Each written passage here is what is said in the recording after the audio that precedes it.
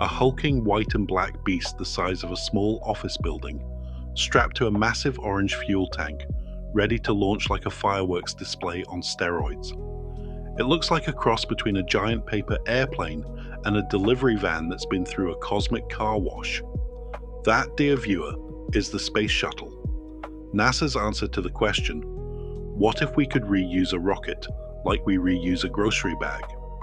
Except instead of carrying milk, it carried astronauts, satellites, and the occasional dreams of kids who wanted to be astronauts when they grew up, and then realized they'd rather be professional nap takers.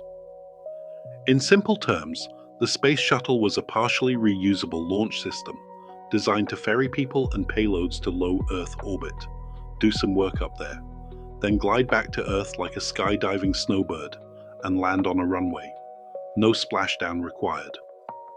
Think of it as the world's most expensive commuter train, except the tracks are made of rocket fire and the stations orbit the planet at 17,500 miles per hour. Origins.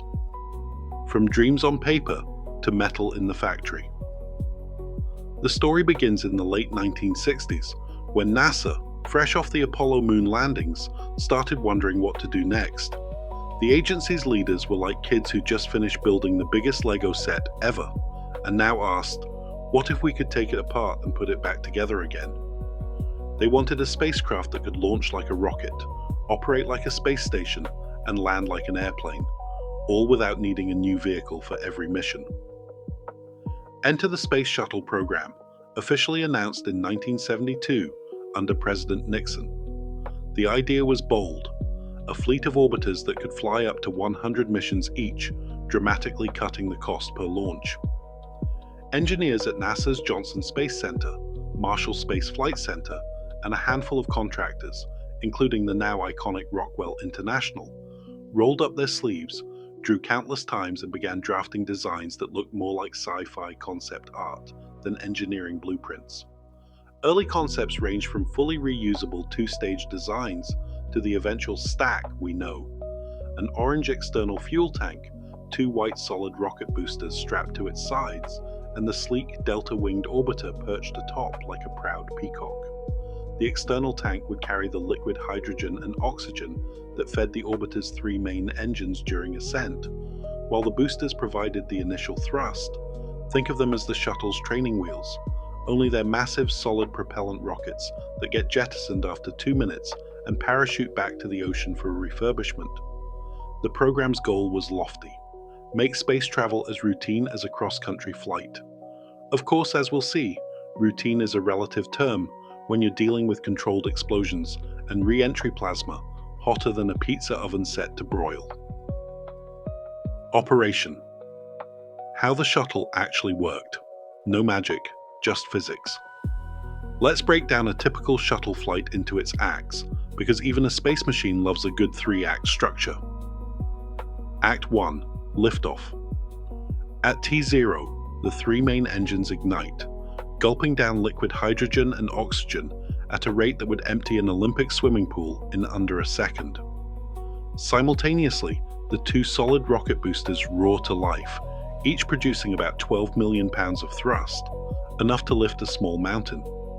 The shuttle climbs, shaking like a giant soda bottle that's been shaken too hard, while the external tank feeds the engines. After about 2 minutes, the boosters burn out, separate, and parachute down for recovery. The external tank continues to feed the engines until roughly 8.5 minutes after launch, when it too is jettisoned, falling back to Earth and disintegrating over the Indian Ocean, a sacrificial lamb for the cause of science. Act 2. Orbit operations. Now the orbiter, weighing about 100 tons, is cruising at roughly 17,500 miles per hour, circling the Earth every 90 minutes. Inside, astronauts float like they're in a permanent zero-G dance party. The shuttle's payload bay, a 60-foot-long, 15-foot-wide garage in space, can hold satellites, the Hubble Space Telescope, or even a Spacelab module for scientific experiments. The orbiter's maneuvering system, powered by smaller hypergolic thrusters, lets the crew pitch, yaw, and roll to point instruments, dock with the International Space Station later on, or adjust their orbit for re-entry. Power comes from fuel cells that combine hydrogen and oxygen, producing drinking water as a byproduct, so the astronauts literally sip the exhaust of their own engines. Act 3. Re-entry and landing. When it's time to come home, the shuttle fires its orbital maneuvering system engines to slow down just enough to dip into the upper atmosphere. Here's where things get spicy. The shuttle hits the atmosphere at Mach 25, and the air compresses in front of it, creating a plasma sheath that can reach temperatures of nearly 3,000 degrees Fahrenheit, about half the surface of the Sun. The orbiter's black and white thermal protection system, those iconic silica tiles, absorbs and radiates away that heat, keeping the aluminum airframe from turning into a molten puddle. As the shuttle descends, it performs a series of S-turns to bleed off speed, eventually lining up with a runway. At about Mach 1, the commander pulls up the nose, deploys the landing gear, and the shuttle touches down like a giant, weary albatross. The whole descent from orbit to runway takes roughly 35 minutes, less time than it takes to binge-watch a single episode of a sitcom, but with far higher stakes. If you've ever tried to explain this to a goldfish, it would probably just swim in circles and think you're describing a new kind of bubble bath. If you're enjoying this deep dive into the Space Shuttle's story, smash that like button, share the video with a friend who still thinks space truck is a metaphor for a delivery van, and don't forget to subscribe, because we've got more what is coming faster than a shuttle's external tank can jettison. Historic moments, the good, the bad, and the what did we just watch. No story of the Space Shuttle would be complete without its highlight reel, and its blooper reel. First flight, STS-1, 1981. Columbia launched on April 12, 1981, exactly 20 years after Yuri Gagarin's first human spaceflight. Commander John Young and pilot Robert Crippen became the first humans to ride a reusable spacecraft into orbit. The mission lasted 2 days, completed 36 orbits, and ended with a perfect landing at Edwards Air Force Base.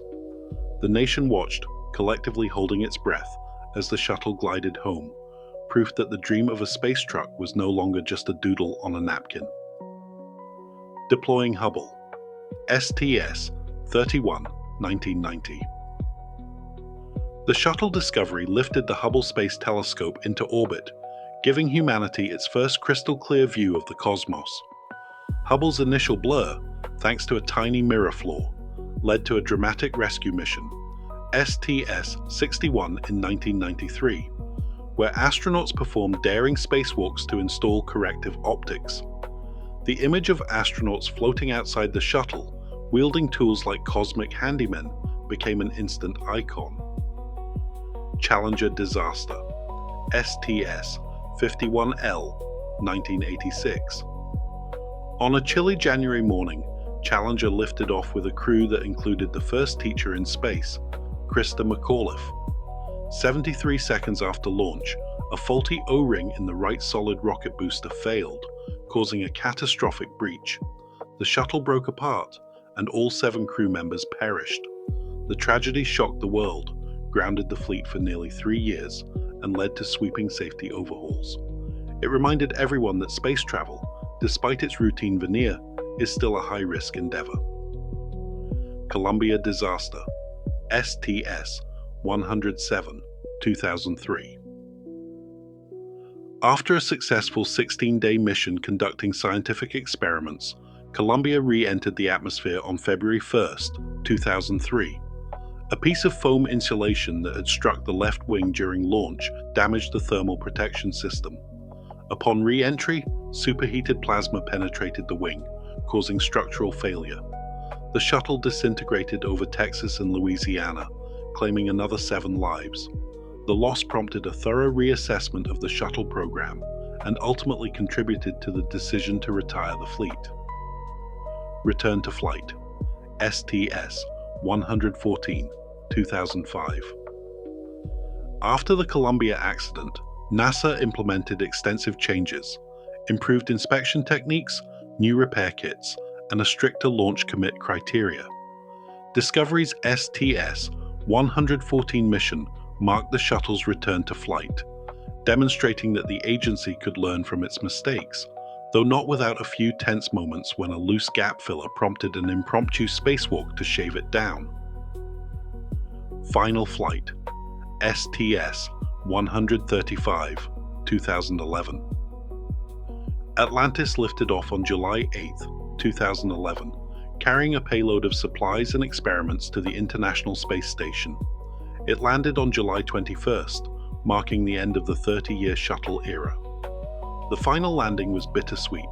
Crowds cheered, engineers wiped away tears, and a generation of kids who grew up watching shuttle launches stared up at the sky wondering what comes next.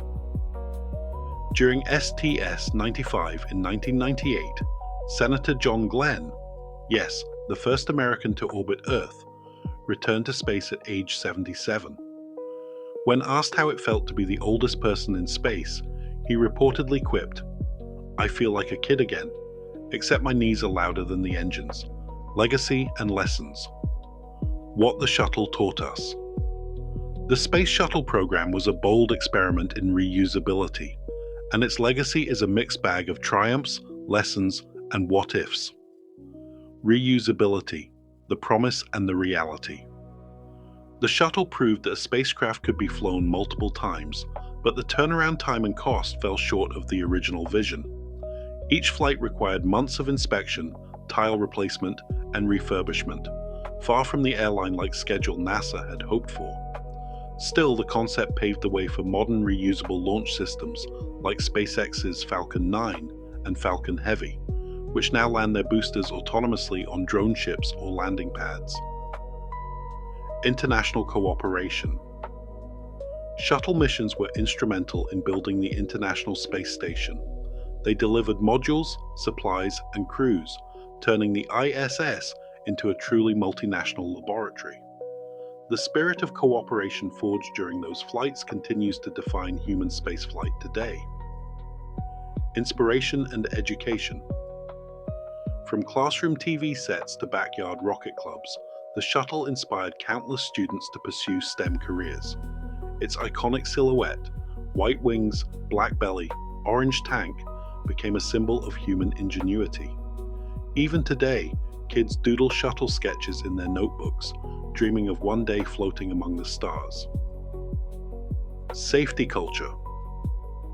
The Challenger and Columbia accidents forced NASA to confront uncomfortable truths about schedule pressure, communication breakdowns, and the normalization of deviance.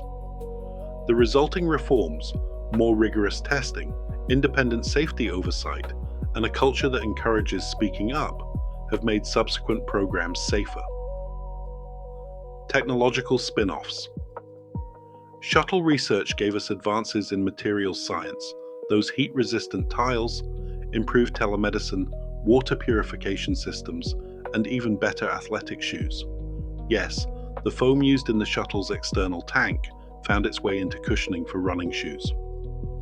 Thanks for riding along on this tour of the Space Shuttle's glorious, tumultuous, and occasionally goofy history.